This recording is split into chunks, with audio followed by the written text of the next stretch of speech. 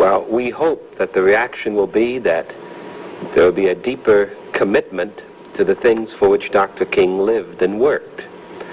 That this tragic death will not be a signal for violence and for hate and for fear, but that rather today, more than ever before, people will try somehow to be in a repentant spirit and to decide that we have got to turn the directions of our city and of our land in such a way that the dreams that Dr. King had for all people here in Memphis and everywhere in this land and across the face of the earth will somehow come to pass. I feel more angry than I feel frustrated because we're at a stage in the United States where the opposition, the historic violence of our society has come to the foreground in a great variety of elected officials. That may be their last gasp, but from my perspective, it may not be their last gasp. In contradiction to what many of them say and many people around the world say, I suspect that it will get worse before it gets better. I mean, in the United States of America, where I've lived for 90 years, it will probably get worse before it gets better. It will not get better unless in the 21st century, the kinds of campaigns that Dr. King and Rosa Parks initiated in 1955 are run in many local places with a whole variety of demands, and where effective discipline is used for social action so that it creates the power and the forces that the status quo cannot resist or destroy. For at the heart of racism is the idea that a man is not a man, that a person is not a person. Will there be, and do you believe in civil war, the uprising of one group to the next to really bring about swift change? I personally don't, but do you? In some ways, when you've had the acts of violence and the killings that we've just had in the last 10 days, in some ways that does represent already a kind of civil war. Mm-hmm. It represents the numbers of people in our society who are persuaded that violence is the power that can most effect changes in their own lives and in their immediate environment. So that is, it seems to me, one evidence of the fact that we're already in tension, but in tensions. But the tensions are not because of we the people. The tensions are because of the racism, the male chauvinism, and the sexism. The violence itself that has had a 400-year history in our midst.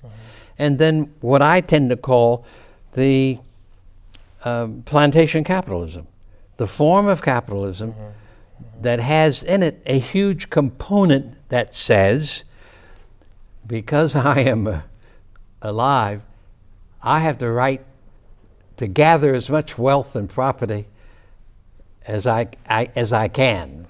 Somewhere I read of the freedom of assembly. Somewhere I read of the freedom of speech.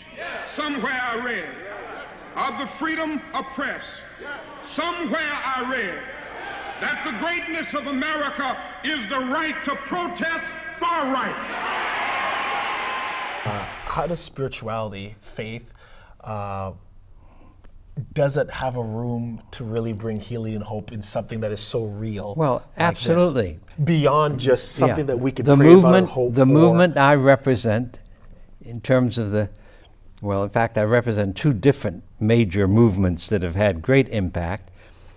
The King Rosa Parks movement was a movement in which we said that people had to discover the power of their life, the power of the gift of life, that their life was a life force, And they had to recognize that rather going after superficial things, they had to explore that power with their neighbors in such a fashion that they were prepared together to demand justice, equality, and liberty in the marketplace. Now, the entire Negro community is behind this struggle.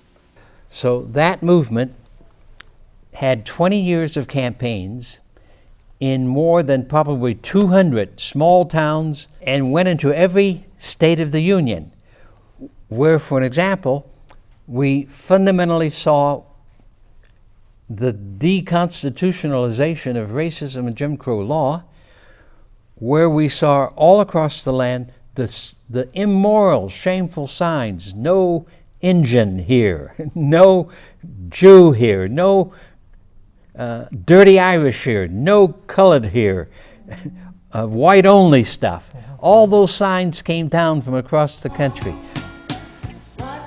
And our power has always been in ourselves, in our people, and in our unity, in the courage that we have to say no to racism and injustice. And so this is about our unity, our togetherness, our standing, our being willing to face macing, marching, and anything else in order that out of that unity we will have a victory. The spirituality of people recognizing that their gift of life is an extraordinary gift, and that it is a gift of power. It's a gift of love. And that therefore, if they tap their gift, if they accept that gift of life personally and work with other people in the community, they withdraw their consent from the injustice and they can begin to apply their lives to justice. This is what the power of nonviolence insists upon.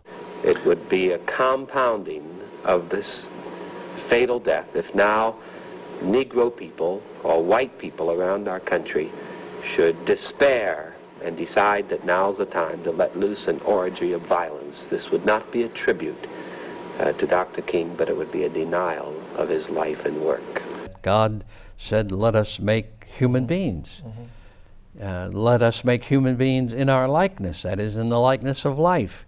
Let us make human beings in our image, that is, with the things of the spirit, heart, soul, mind, inner capacity, inner strength, character. So that creation story from that ancient source, and there are concurring sources as well to that story. We have been made in the image and design of God, or of the living life force of the universe that created a beautiful planet like our Mother Earth. That the time for moving systematically, creatively, but hastily towards genuine change is at hand. In the United States, I've been in jails from Los Angeles to Washington, D.C., from Florida to Cleveland, Ohio, and a number of places in between. I did not do that because of any desire to make waves, but it was necessary in order to try to reject the systems of racism, the systems of the free market, the shackles in various ones of our structures in the United States. And it's necessary in order for us to move forward and move onward in justice in the 21st century. Thank you so much for your time. Really honor you.